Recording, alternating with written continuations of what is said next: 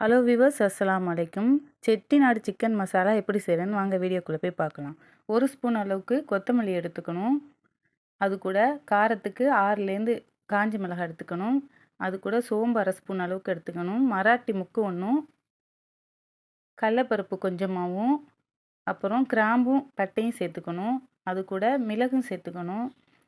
இதை எல்லாத்தையும் எண்ணெய் இல்லாமல் நல்லா வறுத்து எடுத்துக்கணும். வாசனை வர்ற அளவுக்கு நல்லா வறுத்துக்கிட்டா போதும்.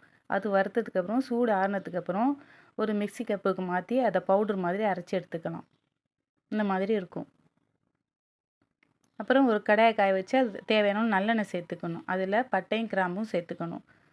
அதில் சோம்பும் 1/2 ஸ்பூன் அளவுக்கு சேர்த்து 1 கப் அளவுக்கு வெங்காயத்தை பொடி பொடியாக நறுக்கி அதை இது கூட சேர்த்து எண்ணெயில் நல்லா வதக்கிக்கணும். வதக்குனதுக்கப்புறம் 2 கொத்து கருவேப்பிலை இது கூட சேர்த்துக்கணும். அதுவும் எண்ணெயில் பொரியட்டும், அப்போ தான் நல்லா வாசனை வரும். அதே மாதிரி 1 கப் அளவுக்கு தக்காளி எடுத்துக்கணும். நல்லா பொடி பொடியாக நறுக்கிக்கணும். அதுவும் எண்ணெயில் போட்டு வதக்கிக்கணும். உப்பு சேர்த்துக்கணும்.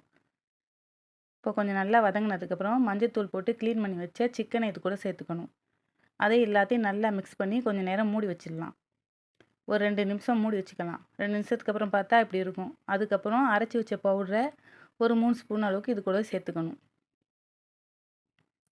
சேர்த்துக்கிட்டு இப்போ நல்லா இதை கிளறி விட்டுட்டு ஒரு 7 நிமிஷம் நல்லா குக் பண்ணிக்கணும்.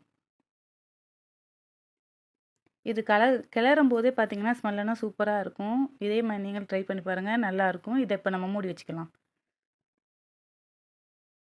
கொஞ்சம் நேரம் கழிச்சு ஓப்பன் பண்ணி பார்த்தீங்கன்னா இப்படி நல்லா இருக்கும். சூப்பராக இருக்கும், டேஸ்ட்டாக இருக்கும். இதை சப்பாத்தி சாதத்துக்கெல்லாம் தொட்டுக்கலாம். இந்த வீடியோ உங்களுக்கு பிடிச்சிருந்துச்சுன்னா லைக், ஷேர், கமெண்ட் பண்ணுங்கள். மறக்காமல் மதர் சிட்டி சேனலையும் சப்ஸ்கிரைப் பண்ணிடுங்க.